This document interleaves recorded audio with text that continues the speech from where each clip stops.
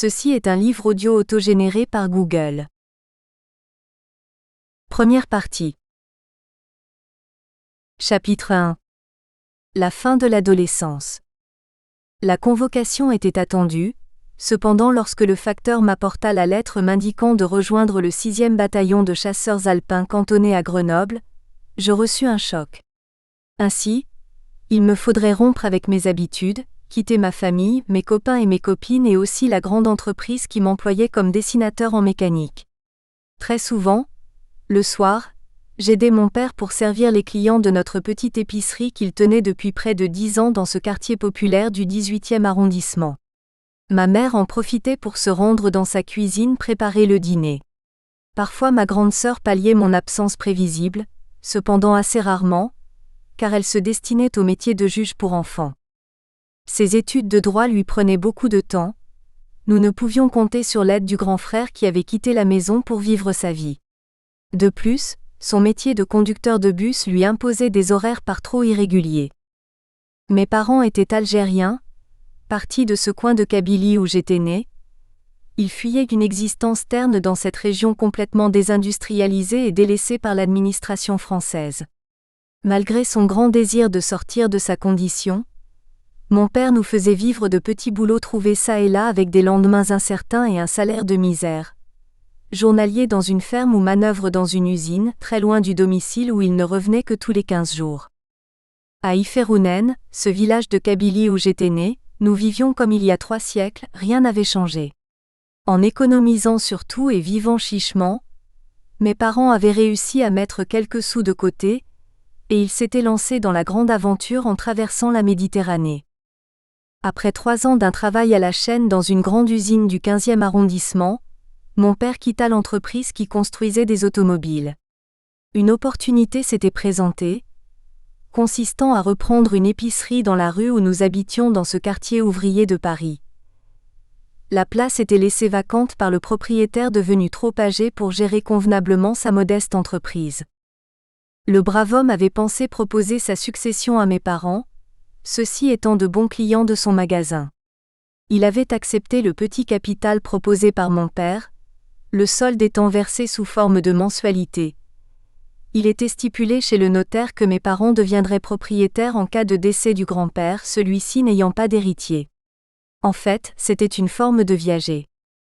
En cette année 1949, nous étions devenus les nouveaux épiciers de ce quartier populaire de la rue Ordener. Mon père avait fait la dernière guerre mondiale. Il n'avait pas manqué d'en parler aux premiers clients et la réticence de faire travailler un étranger s'était vite estompée. Les manifestations d'hostilité ou de racisme envers mes parents étaient quasiment inexistants. Nous avions une clientèle fidèle, et le magasin s'était assez rapidement révélé trop petit, mais nous ne pouvions pas pousser les murs. Il avait fallu attendre une occasion pour s'agrandir. Celle-ci se présenta quand le dépanneur radio qui tenait le magasin jouxtant le nôtre prit sa retraite, au moment où les postes de TSF commençaient à être remplacés par des téléviseurs. Je fréquentais l'école laïque, et j'avais de nombreux copains qui n'avaient jamais manifesté le moindre racisme à mon égard. Je découvrirais cela beaucoup plus tard et dans d'autres circonstances.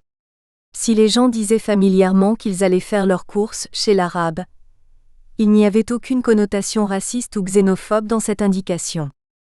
Des années plus tard, malgré les événements d'Algérie que les commentateurs radio, peu avares d'euphémismes, présentaient comme des troubles, mes parents avaient gardé une bonne clientèle. Cependant, certains s'étaient détournés du magasin au prétexte qu'ils avaient un fils en Algérie et qu'ils n'allaient pas donner leur argent dont une partie irait garnir les caisses du FLN. Pouvait-on le leur reprocher ? Il est bien vrai que nous voyions de temps en temps un collecteur du FLN passer dans le magasin, et je comprenais mon père qui n'avait aucun moyen de se soustraire à cet impôt appelé révolutionnaire. Il fallait participer à cette collecte sous peine de mort, ou à moindre mal la destruction du magasin. Mon père m'avait élevé dans la plus grande tradition française. Il n'avait pas renié sa religion, mais il ne me l'avait jamais imposée. J'avais fait 2 voyages depuis mon enfance dans le pays de mes racines, et j'avais découvert, en plus de mes nombreux cousins, cousines, oncles et tantes, une merveilleuse région. La grande Kabylie avec ses villages accrochés au flanc des montagnes dans des décors qu'enjolivaient les grands champs d'oliviers, quelques orangers çà et là colorant le paysage. Ces merveilleux levers et couchers de soleil sur les montagnes du Djurdjura sont un enchantement. Les promenades dans les fonds d'oued vers Tikilza ou même au plus fort de l'été, la nature vous propose un écrin de verdure enveloppé d'une bienfaitrice fraîcheur. Et ces jolies femmes habillées de couleurs chatoyantes, la taille soulignée par la traditionnelle fouta, sont un enchantement, un régal pour les yeux. J'avais retrouvé mes origines, ma famille, et souvent je rêvais de ces paysages d'une exceptionnelle beauté qui font de la Kabylie un pays extrêmement attachant. Je me disais que plus tard j'y retournerais en vacances, peut-être avec mon épouse. Nous avions parfois abordé le délicat sujet de la guerre d'Algérie avec mon père, même si à cette époque, il ne s'agissait selon la radio que d'un maintien de l'ordre. Dans quelque temps, la réalité du terrain me révélerait les éditoriaux mensongers de certains journaux. Ces troubles d'Afrique du Nord commençaient depuis 1954, avec au début quelques victimes par mois, se traduisaient maintenant par plusieurs morts par jour. Était-ce la guerre ? Ou comme le disaient les politiciens en place, un maintien de l'ordre voire une simple opération de police visant à empêcher les troubles fomentés par quelques agitateurs indépendantistes ? À ce sujet, je serai bientôt fixé sur le goût immodéré du mensonge chez certains hommes ou femmes politiques. Ce que l'on appelle maintenant, pour rester politiquement correct, langue de bois, ne sont que des moyens détournés évitant le mensonge, mais n'apportant aucune réponse aux questions posées. Je me considérais comme un Français à part entière, mais cet appel sous les drapeaux avec les événements d'Afrique du Nord me gênait et m'inquiétait un peu. Au début de ces troubles, mes compatriotes ne s'inquiétèrent pas outre mesure, mais le rapatriement régulier de cercueils contenant les dépouilles de jeunes en pleine force de l'âge qui avaient donné leur vie sans en connaître vraiment la raison, interpelleront bientôt une grande partie de la population. Dans chaque famille, il y avait un proche parent en âge d'aller en Afrique du Nord, et bientôt de nombreuses manifestations rempliront de leurs clameurs les grands boulevards parisiens. Elles seront durement réprimées par des CRS aux ordres et sans état d'âme. Mon père qui avait bien servi notre pays, m'avait inculqué le sens de l'honneur, et n'avait eu aucun mal à me convaincre que ma place était de servir dans les rangs de l'armée française. Ce mois de septembre 1957, après avoir reçu ma convocation pour me rendre à Grenoble, quartier Hoche pour y faire mon service militaire, je me demandais en me rendant ce soir-là à la gare de Lyon si j'aurais la chance de rester en France. Aurais-je la chance de faire quelques mois en France ? Irais-je directement en Algérie, ou seulement après mes classes ? Naïvement, je me disais que n'étant pas français à l'origine, les autorités militaires hésiteraient avant de m'envoyer sur le sol algérien. À cette époque, pour rester en France pendant le temps de son service militaire, il fallait de solides raisons ou des relations tout aussi solides. Lors de mes derniers jours de vie civile, mon sommeil était perturbé par des interrogations qui demeuraient sans réponse. Me retrouvant en Algérie, mes racines demeuraient kabyles et je risquais beaucoup de me retrouver dans une unité combattante. Je serais appelé à tirer sur des gens qui étaient nés dans le même pays que moi. À elle seule, cette probabilité entachait largement la qualité de mon sommeil. Il me revenait en mémoire les réponses un peu embarrassées de mon père, à l'évocation de cette hypothèse des plus vraisemblables. « Fils, conduis-toi en homme. Sois toujours en accord avec ta conscience, c'est le plus important à mes yeux. Ce qui se passe là-bas, nous n'en connaissons que ce que les médias veulent bien nous en dire ou sont autorisés à nous dire. Tu verras bien sur place, la réalité t'apparaîtra, je sais que moi, ton père et toute ta famille, nous n'aurons pas à rougir de ta conduite. » Et oui, la réalité dans toute sa laideur allait bientôt m'apparaître. Chapitre 2. La vie de caserne, les classes. Le 2 septembre 1957, à 7h50, je sortais de la gare de Grenoble. La veille, je m'étais rendu seul à la gare de Lyon, je l'avais voulu ainsi. Les adieux à la maison avaient été assez déchirants, surtout pour ma mère qui voyait partir son petit. Il est vrai que la famille avait payé un lourd tribut à la nation. Mon grand-père avait fait la guerre de 1914 à 1918. Il en était revenu gazé à l'hypérite. Il s'en était sorti grâce à une robuste constitution et de la chance, mais sa vue avait été gravement altérée après une période de cécité de plusieurs semaines. Mon père avait contribué pendant la dernière guerre, et 3 de mes oncles avaient été tués. Il était donc facile d'imaginer les pensées douloureuses qui devaient assaillir mes parents au moment de mon départ. Cependant, je n'avais pas d'état d'âme particulier, j'étais même assez content de la perspective de retrouver le pays qui m'avait donné le jour. Il est vrai que, comme la majorité des jeunes de mon âge, je m'intéressais peu à la politique, j'ignorais totalement ce qui s'y passait réellement. Le voyage s'était déroulé de façon plutôt agréable, mais je fus surpris de ne trouver aucune place libre en deuxième classe. Je ne savais pas que tant de gens se déplaçaient en cours de semaine. Je m'étais donc tranquillement installé dans un compartiment vide de première classe. Après avoir enlevé mes chaussures, rangé ma petite valise, je m'étais allongé sur la banquette, confortablement installé. Je ne tardais pas à m'endormir. Vers 4 heures du matin, le contrôleur me secoua rudement me réclamant mon titre de transport. Après avoir examiné mon ordre de mission, il me fit remarquer que ce titre n'était valable qu'en deuxième classe et que normalement il lui faudrait verbaliser l'infraction. Il me regarda droit dans les yeux, son visage s'adoucit et il me dit : « Avec tous ces événements, ce n'est pas drôle de faire son service militaire, je ne vous ai pas vu, vous pouvez rester jusqu'à Grenoble, il n'y aura plus de contrôle. » J'étais tombé sur un contrôleur sympathique. J'aurai l'occasion de constater que beaucoup de ses collègues ne réagissaient pas comme lui. Ils ne faisaient que leur travail, mais sans doute n'avaient-ils pas un fils sous les drapeaux. 7h50. Je commençais bien ma vie militaire. J'arriverais sûrement en retard à la caserne. Peut-être serais-je puni en arrivant en retard. Contre toute attente, cette idée me fit sourire. Tout à mes pensées, je ne vis pas le grand type qui me barrait la route, celui-ci m'apostropha poliment.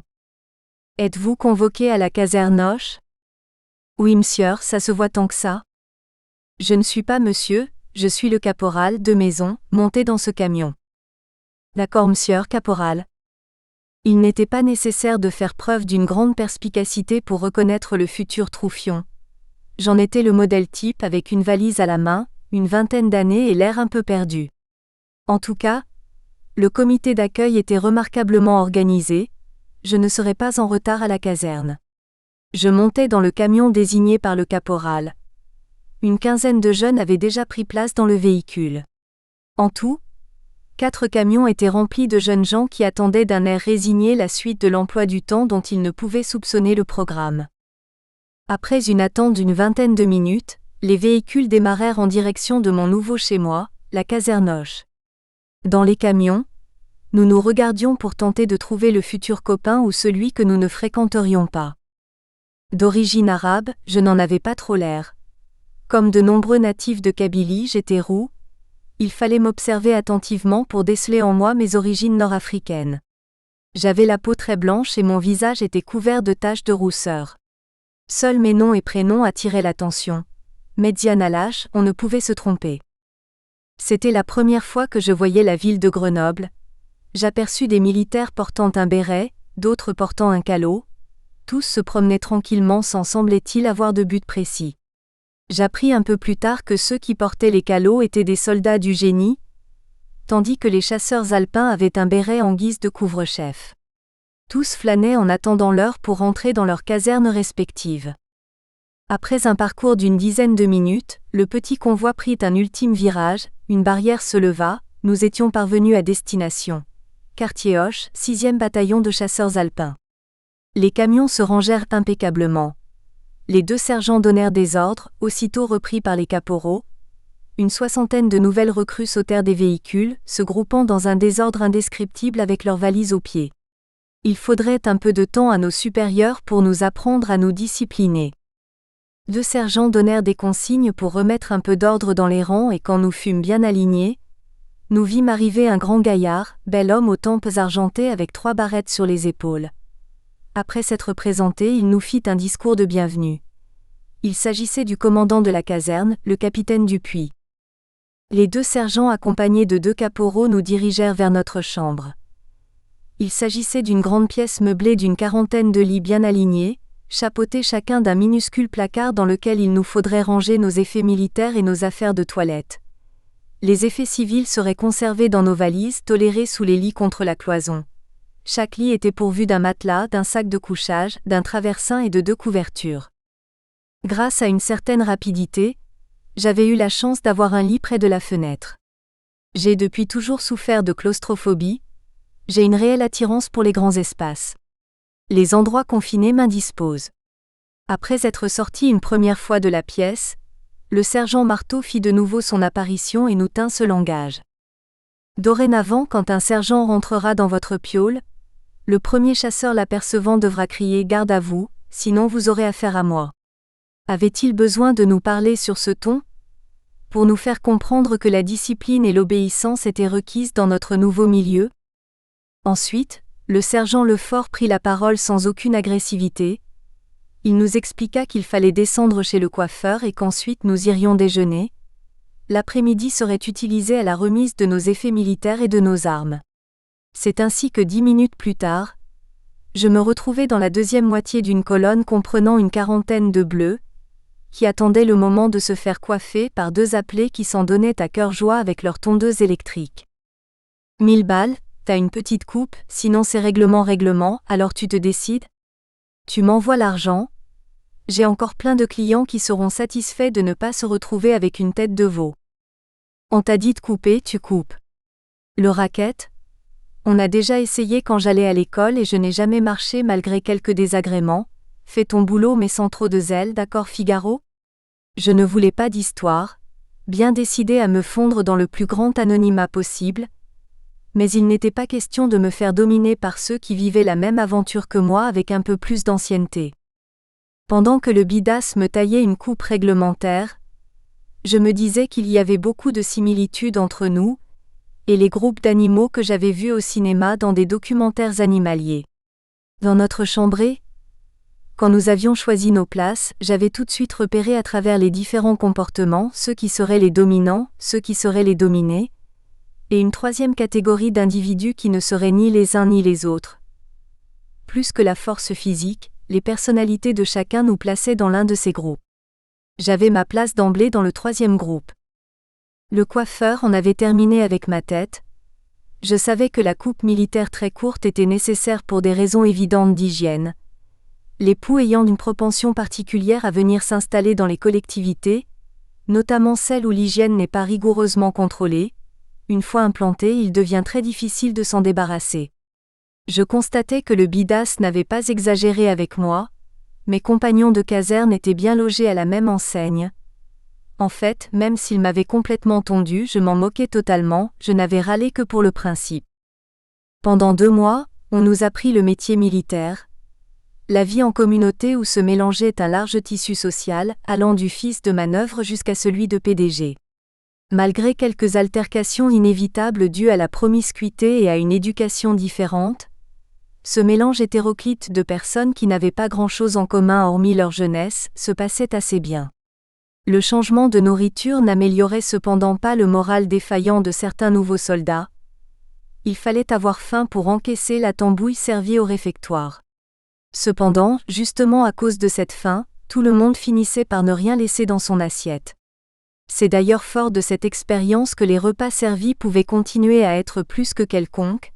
La hiérarchie ne l'ignorait pas.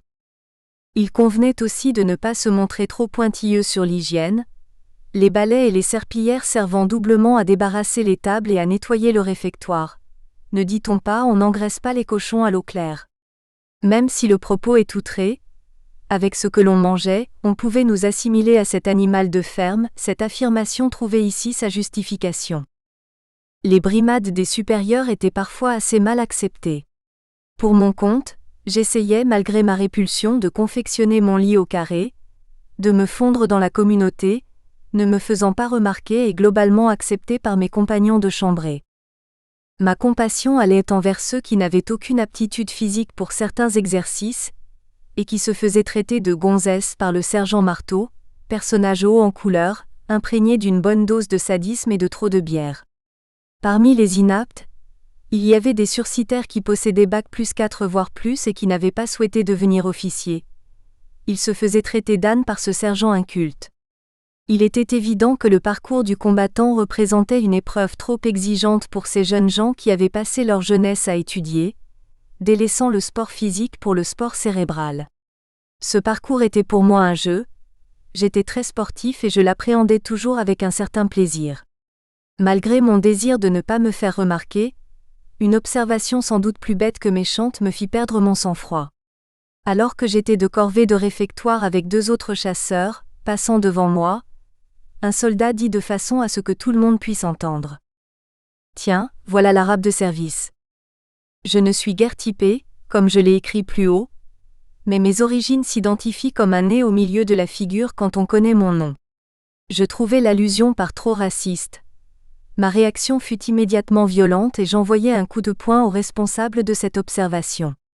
La coloration sanguinolente du nez de mon interlocuteur fit intervenir le sergent Marteau. Vous irez tous les 2 dans le bureau du capitaine demain matin. La guerre vous la ferez bientôt en Algérie, mais pour l'instant tenez-vous peinards. Après cet incident, nous fûmes tous dirigés, en marchant au pas de façon approximative, vers un bâtiment que je n'avais pas encore remarqué. Il était renforcé de solides barreaux aux fenêtres, la porte d'entrée était munie d'un épais blindage. Un écriteau indiquait « Armurerie Fourrier ». Chaque soldat touchait son pactage individuel avec un fusil sans cartouche. Je fus surpris de la qualité des chaussures de marche, c'était ce qui se faisait de mieux à cette époque. Étonnamment légères pour leur volume. Ce qui m'interpellait d'abord. Nous espérons que vous avez apprécié cet aperçu. Pour continuer à écouter ce livre audio sur Google Play Livres, utilisez le lien dans la description de la vidéo.